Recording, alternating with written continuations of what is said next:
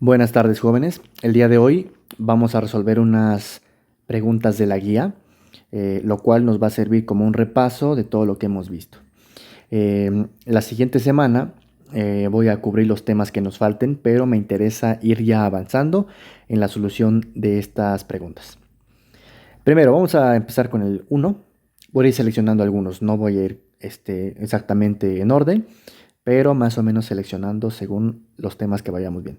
El primero dice, en el experimento de Oersted, bueno, lo que habíamos visto del video anterior es que en el experimento de Oersted tú tienes un conductor, el cual lleva una cierta corriente eléctrica que se le llama I, y como consecuencia se forma un campo magnético que son líneas circulares imaginarias que envuelven al alambre. Si tú pusieras una brújula, por ejemplo, aquí, la brújula normalmente apunta al norte, supongamos que el norte está acá, entonces la brújula estaría apuntando para allá. Sin embargo, cuando la brújula siente el campo magnético debido al cable, la aguja se va a alinear con las líneas de campo producidas por el alambre, ¿no? Entonces, en este caso, se alinearían para ser paralelas al campo magnético. Entonces serían así. Pero como el campo magnético es perpendicular a la corriente, entonces la aguja siempre apuntaría en una dirección perpendicular a la corriente. Entonces eso me conduce a decir que la respuesta correcta es inciso C. Voy a guardarlo y continuamos. Ok, eso lo vemos después. El 2, ok. 3. Aquí voy a aprovechar para definir lo que llamamos presión manométrica. Entonces, en fluidos nosotros definimos el concepto de presión, el cual tenía que ver con una fuerza y un área. Sin embargo, muchas veces, por ejemplo, cuando tú tienes un neumático, o sea, digamos, una llanta de auto, aquí adentro hay un fluido que es aire y nosotros podemos medirle la presión a este fluido. La presión, la presión tal cual del fluido es la que se llama presión manométrica. ¿Ok? Si nosotros le sumamos la presión atmosférica, que es la que está aquí en el exterior de la llanta, que es la debida al aire que está afuera de la llanta, si tomamos en cuenta esa, lo que tendríamos que hacer es sumar la presión atmosférica más la presión manométrica y entonces obtendríamos la presión absoluta, que es presión atmosférica más la presión que llamamos manométrica. Entonces, ¿qué es lo que nos dice aquí? Cuando la presión manométrica se obtiene la presión absoluta. Entonces, se le suma la presión atmosférica, se obtiene la presión absoluta. Entonces, estamos hablando del inciso A. Guardo y continuamos. Ok, aquí. Inciso 4. Identifica el resistor que presenta menor corriente cuando la fuente alimenta 1 amper.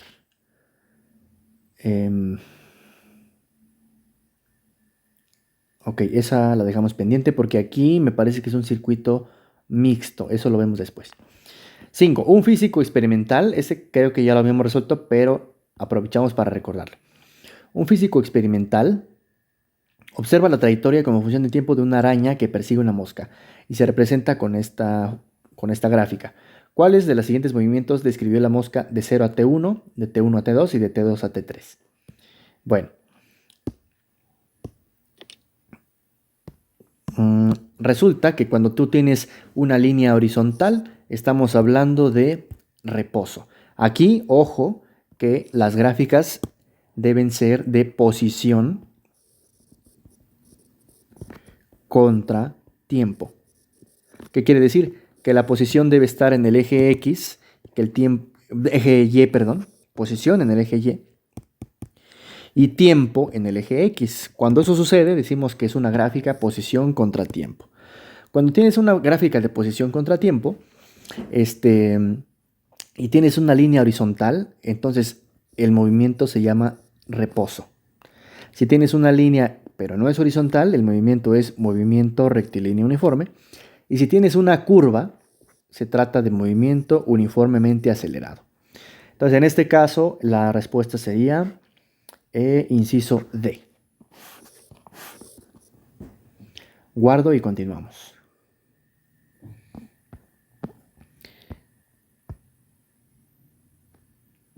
Ok. 6. Dice, un buzo para realizar un rescate submarino se tiene que sumergir a diferentes profundidades. Ok, si la densidad del agua de mar es 1033 kilogramos por metro cúbico, ordena de menor a mayor la presión hidrostática que experimenta el buzo cuando se encuentra en las siguientes profundidades. Como recordatorio, la presión hidrostática es la presión que siente un objeto cuando está sumergido en un recipiente con agua. Bueno, con agua o con cualquier fluido. Entonces supongamos que aquí, ok, el fluido llega hasta acá, supongamos. Entonces, si el objeto está sumergido, hay un objeto aquí, sumergido a una profundidad H, entonces el objeto siente una presión que se llama presión hidrostática, que se encuentra multiplicando la densidad del fluido por la gravedad, por la profundidad a la que se encuentra. Esa profundidad se le llama H. Aquí solamente tenemos que tener cuidado con las unidades. La densidad la puedes expresar en kilogramo por metro cúbico, pero entonces la profundidad la tienes que poner en metros y la gravedad en metros por segundo al cuadrado, como en este caso. Entonces aquí, como se trata de un mismo fluido y simplemente estás a diferentes profundidades, lo único que tienes que entender es que entre más hondo estés, más presión vas a sentir. Entonces, aquí dice, ordena de menor a mayor la presión hidrostática. Corresponde también ordenar de menor a mayor las profundidades. Entonces, la primera sería el 1, la segunda sería el 3. A ver, lo voy a poner así. Primera es el 1, segunda es el 3, tercera es 4 y cuarta es 2. ¿Ok? 35, 40, 50, 60. Excelente. Entonces, ¿qué inciso contiene estos números en ese orden? 1, 3, 4, 2. Inciso C. Guardo y continuamos.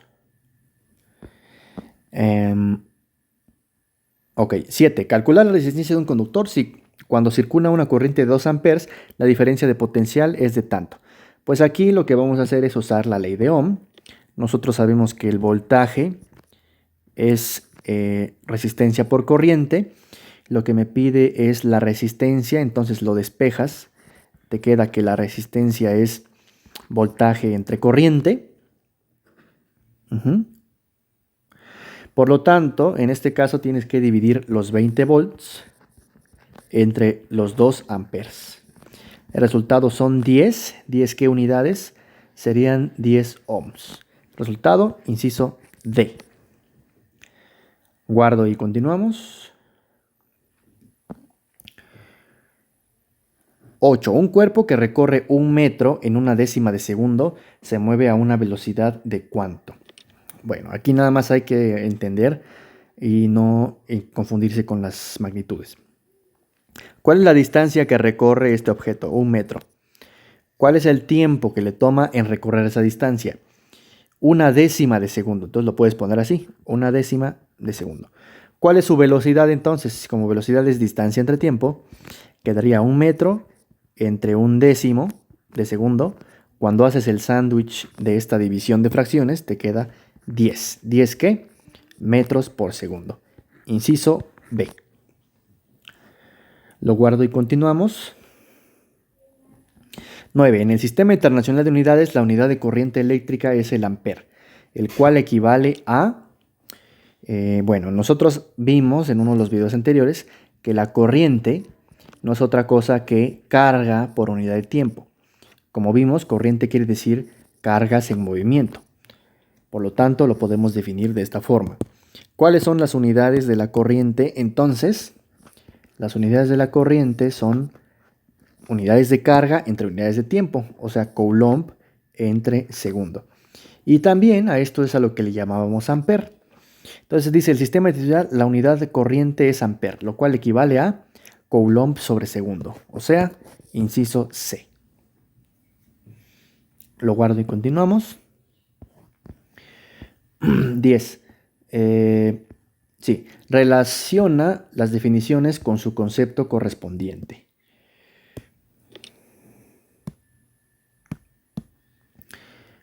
Ok, la ley de Coulomb es aplicable a cargas tipo... Bueno, como yo sé la respuesta, vamos a suponer que no sabemos la respuesta. En preguntas como estas en el examen, lo que nos conviene es identificar cuáles sí conocemos las respuestas y a partir de ahí podemos descartar las posibilidades. Por ejemplo, el 4 es el más fácil. El electrón tiene carga negativa. Entonces es 4 con A. ¿Con eso ya puedes saber cuál es la respuesta? No, porque hay dos posibilidades, C o D. Bueno, seguimos. 3. Es una propiedad en el sistema internacional. Es una unidad, perdón, en el sistema internacional para la carga eléctrica. ¿Cómo se llama eso? Lo acabamos de ver. Es el Coulomb. Entonces sería 3B. Por lo tanto, con eso ya puedo elegir que la respuesta correcta es inciso D. Muy bien, guardo y continuamos, digo. 11. La luz tiene movimiento. Aquí hay que tener un poco de cuidado. ¿A qué se refiere con la luz? Bueno, me está hablando de la luz, o sea, estoy hablando del fenómeno macroscópico, no me está diciendo una onda electromagnética. Si dijera onda electromagnética, podría yo decir que tiene un movimiento ondulatorio, pero ni siquiera eso, porque lo que tiene un movimiento ondulatorio cuando hablamos de luz son los campos eléctrico y magnético. En este caso está hablando como la luz, como un objeto en sí mismo. Por lo tanto, cuando tú lanzas un rayo, ese rayo siempre se va a mover en línea recta y a velocidad constante. Por lo tanto, puedo decir que sufre un movimiento rectilíneo uniforme. Por cierto, la velocidad de la luz es 300.000 kilómetros. A ver, me pasé. 300.000 kilómetros por segundo. Y debido a que nada puede mover la luz, a este nivel podemos decir que nada, aunque en realidad sí la curva la gravedad, pero bueno, eso no es necesario tomarlo en cuenta a este nivel. Siempre podemos considerar que la luz se mueve en línea recta a esta velocidad. Por lo tanto, se mueve en movimiento rectilíneo uniforme. Lo guardo y continuamos.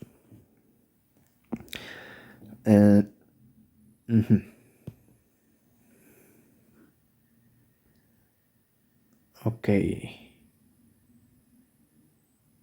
Ok, esta la dejamos pendiente. De hecho, esto lo vimos en un video, el 12. Se las dejo como ejercicio. Sin en duda, lo podemos abordar. 13. Relaciona cada concepto con su correspondiente significado. Bueno, este sí lo podemos responder como repaso. Dice, presión hidrostática, principio de Pascal, principio de Arquímedes, presión manométrica. Entonces, lo más fácil, creo yo, sería ver el principio de Arquímedes, que tiene que ver con que un objeto flota. A ver, ¿cuál sería? ¿La presión ejercida sobre un fluido se transmite íntegramente? No. De hecho, ese es el principio de Pascal. De una vez lo podemos señalar así. El principio de Pascal lo que me dice es que la presión ejercida sobre un fluido que está encerrado en un recipiente se transmite completamente a todos los puntos del fluido y también a las paredes del fluido. Entonces es el principio de Pascal. De hecho, es lo que se utiliza para definir la prensa hidráulica. Bueno, con eso ya puede responder la pregunta 2A. De hecho, sí. Sería inciso A. Por completez y para completar el repaso, el principio de Arquímedes sería, a ver, presión que ejerce el peso en una columna del fluido en el área de su base. Eso sería presión hidrostática. Presión que ejerce el peso de una columna de fluido en el área de su base. Es lo que estábamos viendo hace rato. Si tienes un recipiente con un fluido, si un objeto se encuentra aquí, va a sentir una presión hidrostática, la cual es debida a la columna de fluido que está sobre él. C. Todo cuerpo sumergido total o parcialmente en un fluido experimenta un empuje ascendente. Eso es lo que llamamos principio de Arquímedes. A esa fuerza se le llama fuerza de empuje y le representamos con E normalmente. Y por último, presión manométrica es la diferencia, o sea, la resta entre la presión absoluta y la presión atmosférica. Como había dicho, la presión absoluta es la presión manométrica más la presión atmosférica. Entonces, si tú despejas la presión manométrica, te queda presión absoluta menos presión atmosférica. Y es lo que te está diciendo acá. Lo guardo y continuamos. Las hojas de un electroscopio, eso creo que sí lo podemos responder. Dice, las hojas de un electroscopio, a ver, un electroscopio es un aparato o un sistema físico como esto que se ilustra aquí. No se aprecia muy bien, pero esta bola es una bola metálica que puede, que tiene electrones libres, ¿no? Y puede conducir. Todo esto es metálico, incluyendo esta especie como hoja que está doblada, que está colgada sobre este gancho. Esa hoja es metálica. Resulta que tú puedes cargar, eso está, supongamos que está flotando, ¿no? O que está siendo sujetado en el techo con una cierta cuerda, que no tiene carga, por lo tanto lo único que tiene carga es este sistema, junto con la hoja. Entonces, esta lámina que está doblada también puede estar cargada y dependiendo de su carga, puede ser que se cierre o que se abra, perdón. ¿Ok? Entonces, vamos a ver, dice, las hojas de un electroscopio, o sea, está hablando de esta hoja que está aquí colgada y doblada. Dice, un electroscopio cargado positivamente, o sea, todo esto tiene carga positiva. Por lo tanto, esto también tiene carga positiva. Lo cual tiene sentido porque si se están separando, quiere decir que tienen la misma carga. Pero bueno.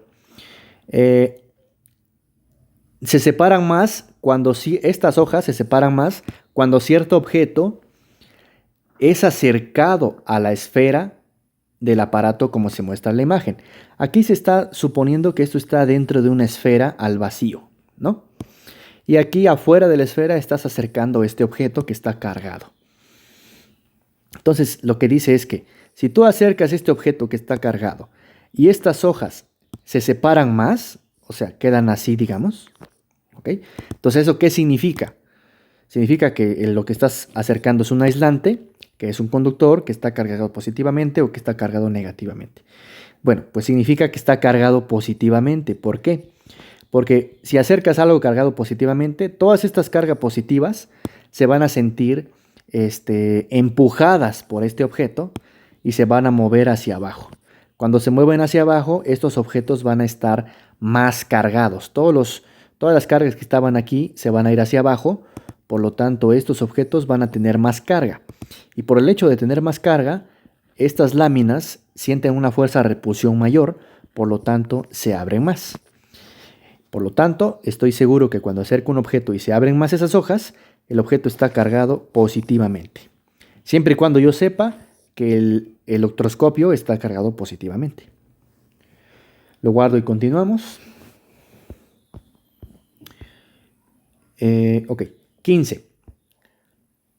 Relaciona el concepto con su modelo matemático, o sea, con su fórmula. Modelo matemático quiere decir fórmula o ecuación.